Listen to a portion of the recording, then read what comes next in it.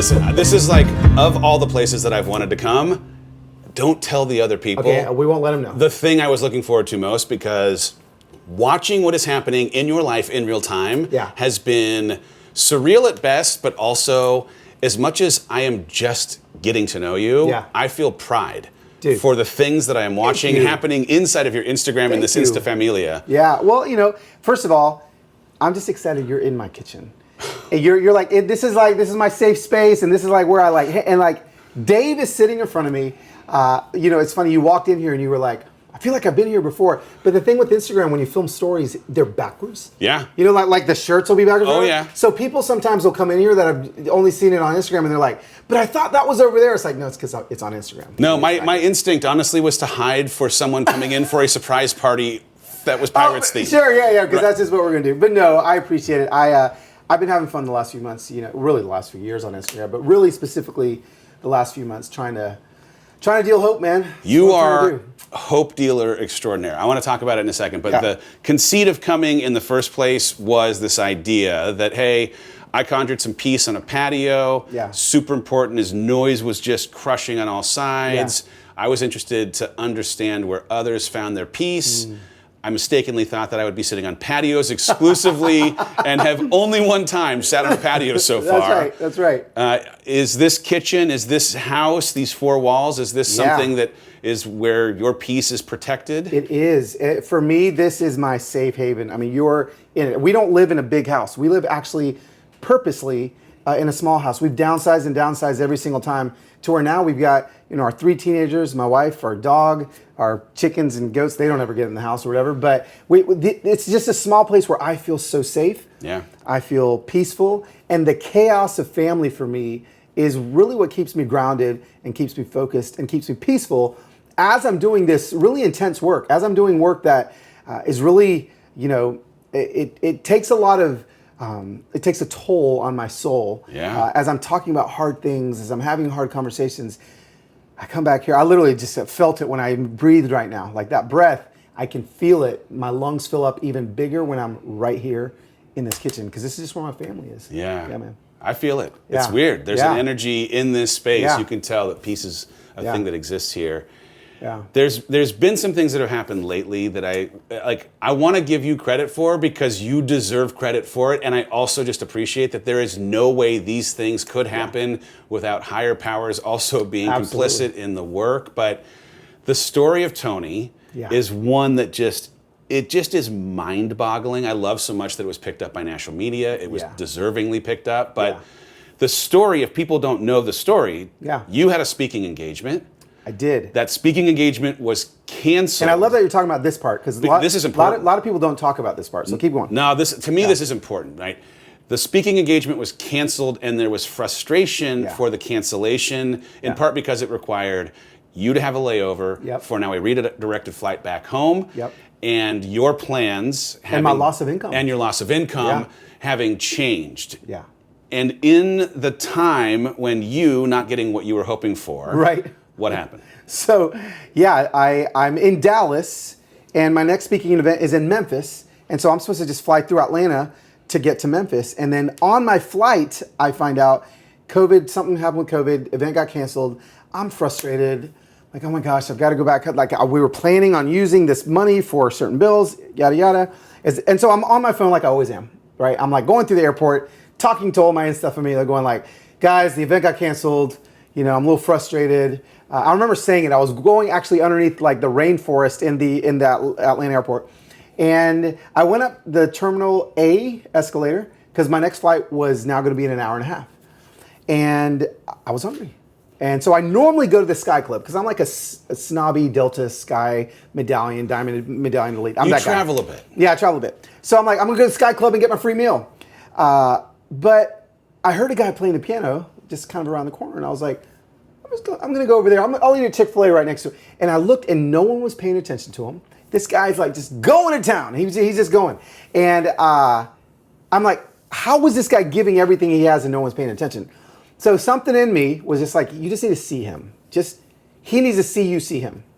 So I grabbed my chicken biscuit. I walked over. I plopped myself 2 feet from his piano, and I just kind of leaned in. And you could kind of see him like, whoa, like this guy's paying attention. And then I looked up on, about 20 minutes later, I look up and I see his tip jar. Had like 15, 20 bucks in it. And I'm like, this guy's playing for tips? Yeah. You know what? I'm going to be like, Good Samaritan guy, I'm going to give him $100. Like, I like, look, patting myself on the back. Like, look at this. So I walk over to him and I was like, I didn't have any cash. So I was like, hey, do you have Venmo? He's like, no. He's like, I have Cash App. And I said, oh, let me cash it. So I cash apped him, his tip. And then he's like, wow, $100. So he came over to talk to me. And I asked him his story. And then he tells me he's on dialysis 9 hours a night, kidney failure, used to play on cruises, used to play the club scene. Now he just comes 4 hours a day to play for tips at the Atlanta airport. And that's just when it hit me. Yeah. And I was like, okay. He goes back and plays the piano. And I said, I've got 30 minutes till my flight leaves. How big of a tip can I raise on Instagram in 30 minutes? So I started to story him playing live. And I said, here's my Venmo. I will just put the money, I'll give the money to him.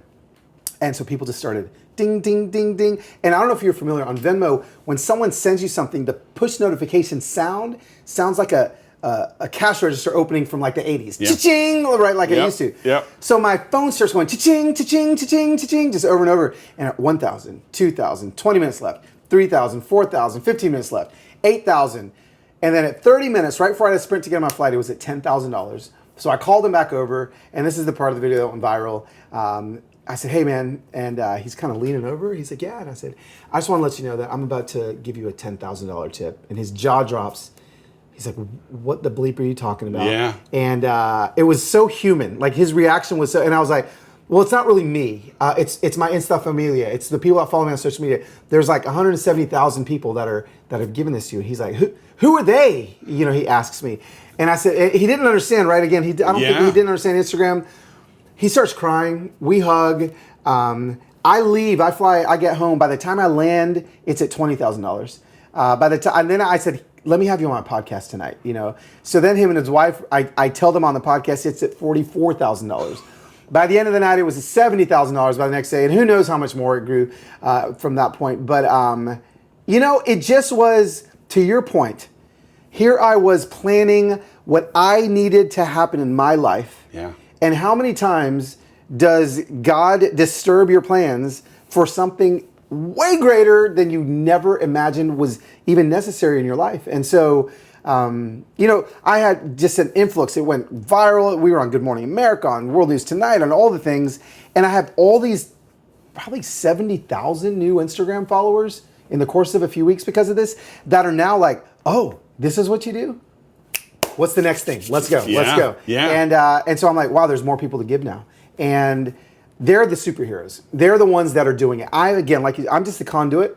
And people are just excited to get back to, I think, how to be human again. Yeah. Like how to like change the world with people that don't look like you, talk like you, think like you, eat like you, and they're just doing it now. Yeah, and hope is a byproduct of that Yeah. connecting tissue humanity that we all want to be part Absolutely. of. The thing I love about the story is, one, the disruption in your plans, creating the actual outcome that was intended. Two, this universal thing, we all want to be seen. And Tony, it makes me want to cry, but Tony wanted to be seen like all of us want to be seen. Yeah, yeah. And that having heard the music, you could say it happened to be because it was loud enough. I'm going to argue that you heard the music because you were meant to hear it, and it brought you to him so he could be seen. Yeah. What I also think is interesting is that your original instinct was a $100 tip that turned into a $70,000 tip. Totally. Which is just like, again, I think there's this human instinct nature of us never really believing that we can have an impact as big as we ultimately can until we do. Right. And there was something about that first tip that actually opened the door for the bigger tip. Yes. But you took the first step. You're preaching now. It took some courage, though, to just even find something good in something that was frustrating for you. And to your point, that first tip, that could have been enough. That could have been the part of the story that, you know what, he got a $100 tip. He was so grateful for that $100 tip. Like, he was like, wow, this is amazing. And there was a connection, and that could have been it. So don't think that it always has to turn into some miraculous, massive thing. Just that first step, to your point, is all it takes to change somebody. But what if taking that first step not only changed that one person, but changes thousands of people that you never knew? Oh, it's so good. And I love too, like the impulse then that the community who've made themselves a part of something bigger than themselves and have witnessed now something that affords them hope or connection are hungry for what ends up being next. And the way that you were able to show up for those affected by fires in Northern California. I mean, it's story after story. And it's the beginning of story after story. Yeah, absolutely. You're someone who has had a lot of identity change over time. I'm someone who's had a lot of identity change over time. I mean, this most recent chapter, my primary identity was husband, and then that shifting, I'd lost a sense of who I was until I could find it. How do you define yourself? Yeah, that's a great question. You know, I look back, somebody asked me about all of the attention that I'm getting, and I say, I'm actually grateful that this isn't happening to me when I'm 27. Yeah.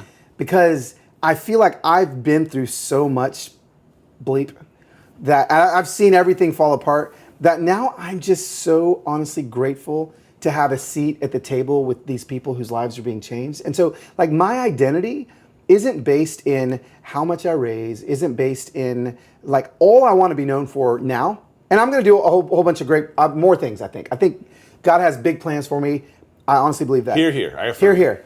But my identity is in just being a good dad, in being a good human, in helping people see their fullest potential, and in helping people heal. That's what I want. That's just what I want to do every day. Yeah. That can look different ways. It's looked like Carlos, the musician, signed to a record label back in 2008, right? And that was me helping people heal. It can look like Carlos being a consultant for nonprofits doing this. It can look like Carlos being an author, a speaker, an Instagram influencer that's changing people's lives.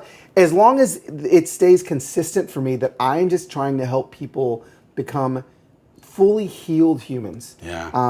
And that's what I want my identity to be found in. Yeah. You know? It's interesting. Before we came on, I was telling just like the broad conceit of the book is this idea, hey, we each are made with really impeccable design. Like there's intention behind why we're here. And the idea of how we honor the intention of our Creator is the thing I think each of us are meant to do. But the form that takes is something that I do think that differs over time. And that there isn't a singular way to fully use your potential. It's a thing that's just going to ebb and flow. I'm excited about what ends up coming next because there's so many things that you could be prepared for. Since the book is about courage and the kind of courage it takes to fully stand into this intention, I feel like there are a lot of big doors that are about to open for you. And I'm curious if there's equal parts excitement and worry. Is it just all excitement? Like, where do you see yourself needing to have some courage for everything that feels like is on the cusp of happening for you? I think something that, for me, courage is like a daily thing for me, is the work that I have to continue to do to believe that I am worthy of this calling. Where I have to find courage on a daily basis for me is I have to make sure that I don't continue to believe the lie that I'm not worthy to carry this mantle, or believe the lie that I'm not able to. You know, all of these lies that we believe a lot of times come from childhood. And so, you know, it takes courage every day for me to look in the mirror and go, you know what? You can do this, and you're worthy of this. I mean, that's a bigger thing, is that we just have to believe that our worth is what our worth really is. And that's where I have to find the courage every single day, is to just break past the lies that I believe. And this is, you know, I wrote a book on this, you know, just on limiting beliefs and lies, and it's still something that I do every single day. But it takes courage, you know, and it takes some courage, because I do get a little overwhelmed with, I mean, this is a lot. $650,000 in the last 2.5 months that have been filtered through my personal Venmo account, that all these people just trust me with their money and they don't even blink. Like, that's a lot of weight. That's a lot of, and I don't ever want to lose that. Like, I don't want to just be like, yeah, this is like, I want to constantly feel the weight of, these people trust you. And it's taken 15 years of me being online to get to this level of trust with a lot of these people. There's some weight in that, and I don't want to lose that weight, but I also don't want that weight to be my limiting factor. I want to make sure that I look at my design and look at and then see the way that God has designed me and allow that to give me the courage to move. That's good. Yeah. You've made somewhat of a reputation in having courage to have hard conversations. Yeah. Right? And it's, I think, the hallmark of how I would describe you as like someone who has the capacity to build bridges of empathy between people of different backgrounds in a way that affords understanding, even if it doesn't create agreement. Right. And I think there is, I mean, if we could clone that, right? That is the salve that is so needed in a totally divided and more divisive world that we're living in every day. Yeah. Is this a thing that just naturally was a part of your being, or is it something that you grew into? Like, how did you find yourself wading into conversations around race or conversations around structures that are, oppressing people in some capacity in a way that might make someone who bristles at the idea of privilege capable of even just hearing the counterpoint? Yeah, wow. I know I've not always been that way. No, I wasn't always the one to have these conversations and lead these conversations. I used to consider myself, back in like 2010 blog days, if people even remember, those days, kind of more of like a shock jock of like, I'm going to have hard conversations, but I'm going to do it in a shocking way that's going to disturb and disrupt you. And if you like me, that's fine. If you don't, whatever. And, and again, that was kind of like 30-year-old Carlos. Yeah. But as I've grown and as I've matured and as I've gone through things where I'm like, whoa, life isn't actually about that. I have matured into a place where, you know what?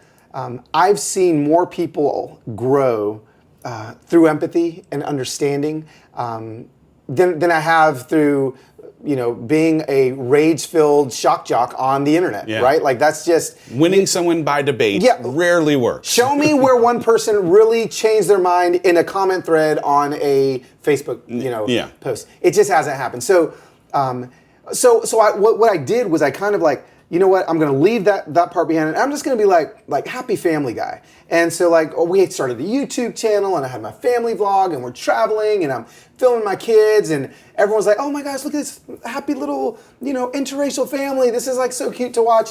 And so it's great. I'm writing fluffy books. They were good books, but some of them were a little fluffy. And then I'm speaking at churches, and people feel good, and I'm like the feel good guy.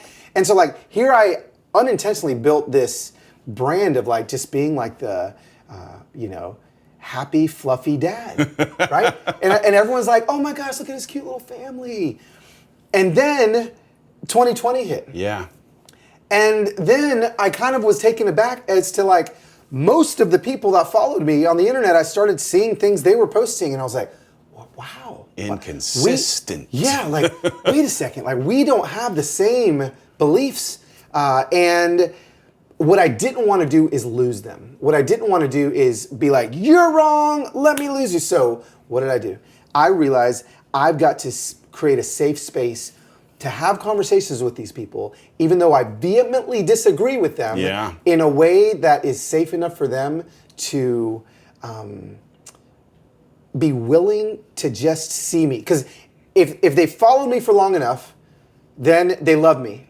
Now I don't want them to just love me. I want them to see me. Yeah. And then those were the conversations on race. Those were the conversations on COVID. Those were the all the hard conversations on politics that I began to have. But I had them in a way where people that may not stand on the same side of an issue with me still walked with me and still trusted me enough to have these conversations. Yeah, staying engaged. I actually think that one of the things that's the difference in someone who can, in the way that you've approached it, actually have a chance at softening sharp edges of the heart is time that you are engaged, the length of time that you're engaging someone in a topic where there's disagreement. Yes. Because it's when you have the walking with for the length of time that you start to see the opposite side of the issue or walk in the other person's shoes. The empathy doesn't exist in the snap comment that gets left in a Facebook thread. And it's so important to continue to humanize all of these issues. And that's what I try to do, If somebody, I can't remember if we've talked about this before, but if somebody DMs me this rage-filled,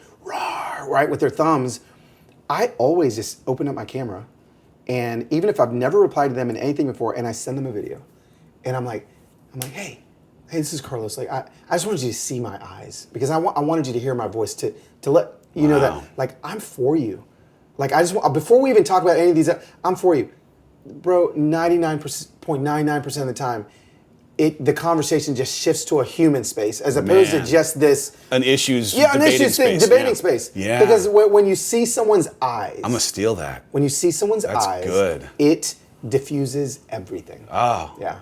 Yeah. The humanity piece in social media is the thing that's been discounted in a way that makes the vitriol exist. Yeah. And if you can actually get back to the human space, it's so everything. True. Yeah. I've seen you talk recently about this, and I've actually asked other people in this little tour this question because I'm personally struggling with this as we have the big global news stories that are just in the media in real time. Yeah. Afghanistan, Haiti earthquake, the Delta variant, like there's a lot happening. Yeah. And I'm struggling with where the line is for being involved, staying informed, keeping it as a part of my consciousness and not having it do something that turns me cynical or angry or overwhelmed or in some way compromises peace when this is a broader peace conversation. How do you hold space for both? Yeah, it's such a good question because people aren't doing it right now. People are, I think a psychologist termed it doomsday scrolling. Yeah. Doom scrolling is what they called it, doom scrolling. And where it's like, we can't get enough bad news. There was a newspaper in Switzerland that decided, you know what, it's been too much bad news. We're gonna do a day of just good news, right? So that day of good news, they lost 3/4 of their subscribers because they didn't get what they were looking for. People are addicted to bad news. Oh. And so we don't know, it's triggering our fight or flight. Like that's what it's doing. It's triggering our, like, we're constantly now, like, it makes us feel better for a moment. Our serotonin levels are popping. We weren't created to consume the amount of content we consume, good or bad. Yeah. And I teach on this all the time. There's, as human beings, up until 100 years ago, from the dawn of humanity to 100 years ago, we moved at 3 miles an hour. And all we knew about was what was happening in our hood. Yeah. Like that, there was no way to know that something was happening in Afghanistan. There was no way to know that there was a Delta variant somewhere. We weren't created with the capacity in our souls or our psyche for this to happen. So, like, what do we do? Burn all the phones? Do we throw the TVs away? No, like, we have to take practical, tangible steps in order to lessen what I call the story stress in our lives. It's the story stress. And so, you know, what do we do? You know, like, so, for instance, like, for me, I went and I bought an alarm clock, like an actual alarm clock that you plug into a wall.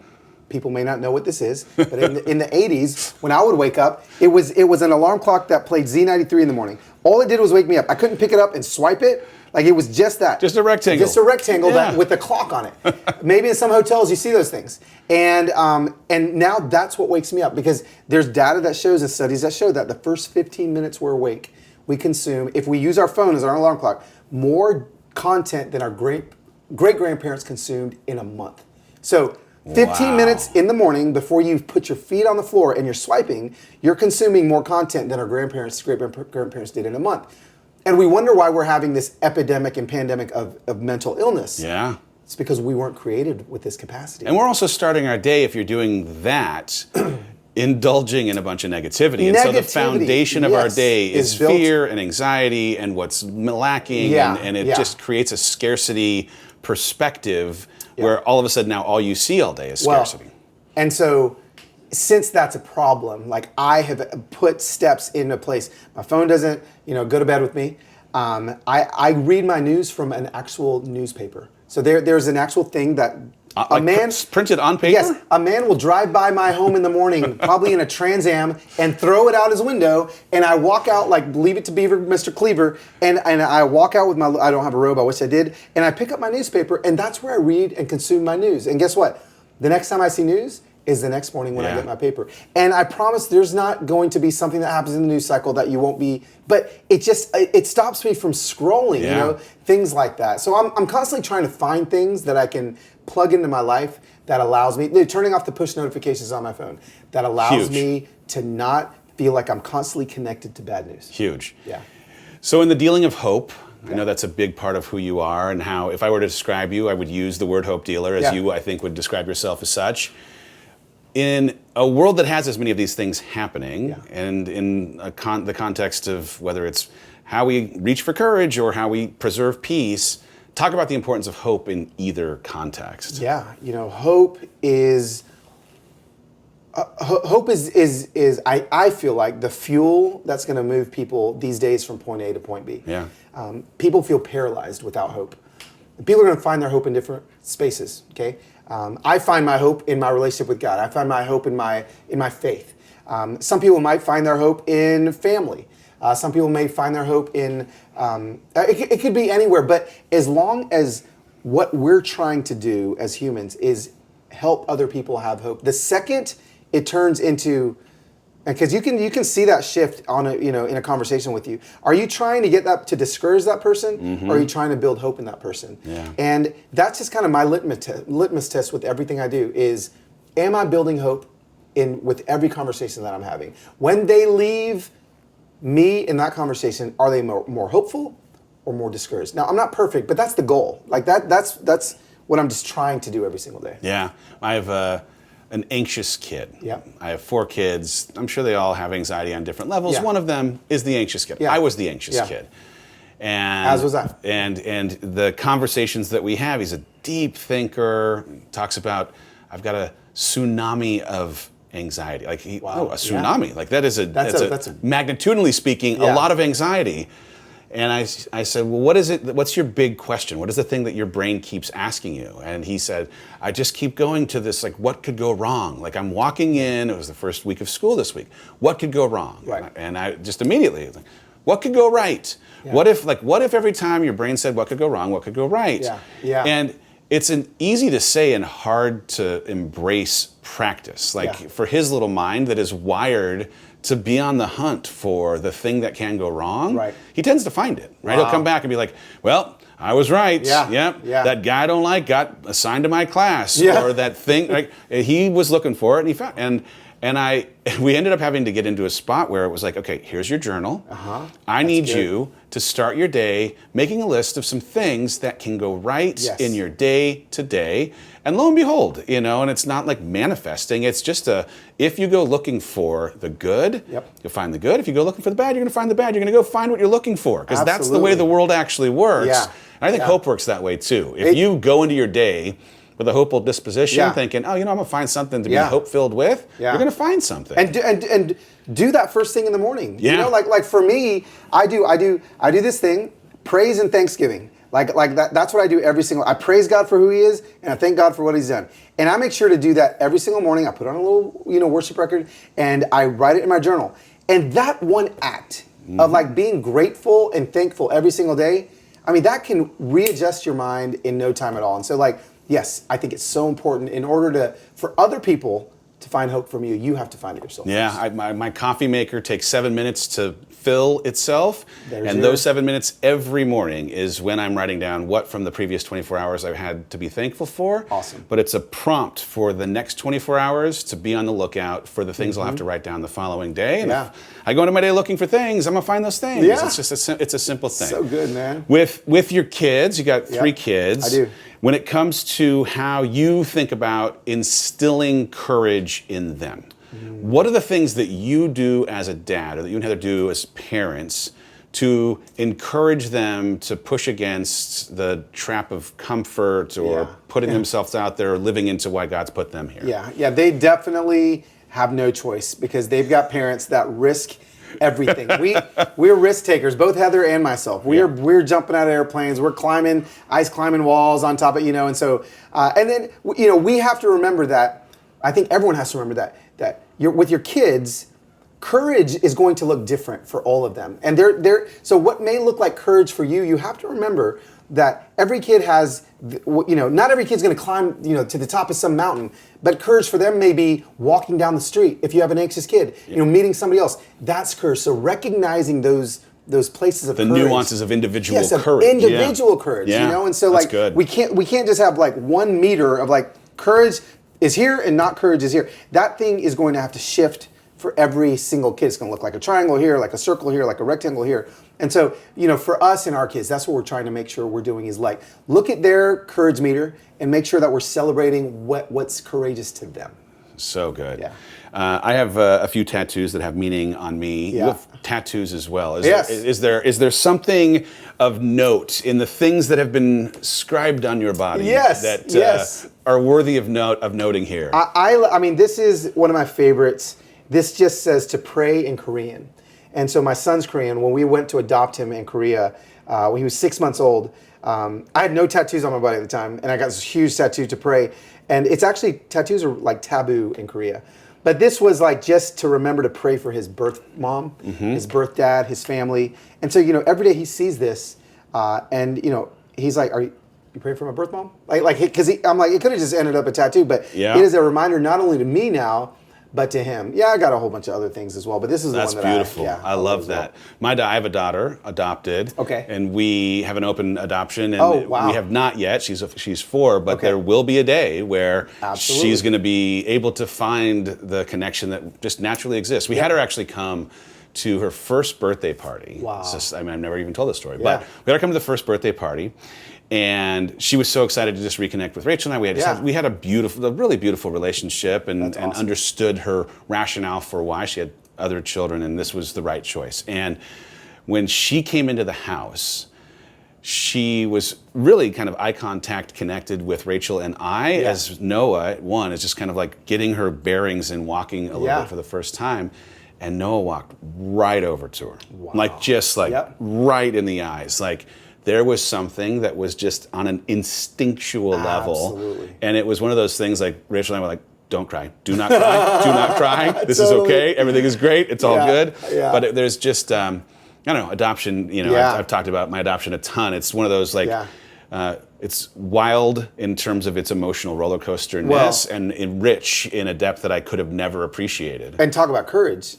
I think it's funny how people see people that adopt as the courageous ones, and it's like, no, it's her mom. Oh. It's the mothers. It's the birth. Like, they're the ones that we're learning courage from, right? Yeah. It's just a beautiful thing. I also too. This is such a random thing. We can cut it if we need to. That's but fine. the question I actually get most from people who are interested in adopting but have not themselves adopted is how they worry that they might not connect to their adopted child in the way that they do their biological children. Right. And I'm like, I have not one day, Yeah. literally, in the life of this 4.5-year-old beauty/monster, one time looked at her and said, oh, there's my adopted daughter. No. Not one time. Yeah. She's my daughter. I know. I think of her in the same ilk and line of any of my children. Well, it's so true. Losiah, he does not look like me.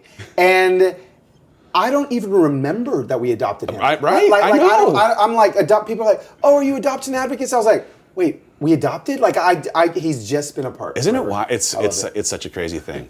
So, what are you most excited about in what is coming up? I mean, I know that, like we talked about, like, it feels like you're on the precipice of some really big God-created stuff. Yeah. But what excites you right now? People say that, and I'm like, I feel like this is like I'm on the big part, right? Like people are like, oh, you're on the step of big things, and I'm like, I'm doing the big thing. You are doing the big things. I don't want to dismiss for a second. But I do feel like, man, like if this was it, like if this is what I'm doing, like I'm just like once a month I find a need and I get my Insta Familia to help out on that need, bro. I could retire. Like I finally found. I feel like this is great. I'm 46 years old and I am just now, I feel like stepping into the sweet spot of my life. I totally agree. I just now am stepping into like, this is what I was created to be. Yeah. This is what I was created to do. So like all that stress that I was going under when I was 25 and like, why am I not in my dream, whatever it may be,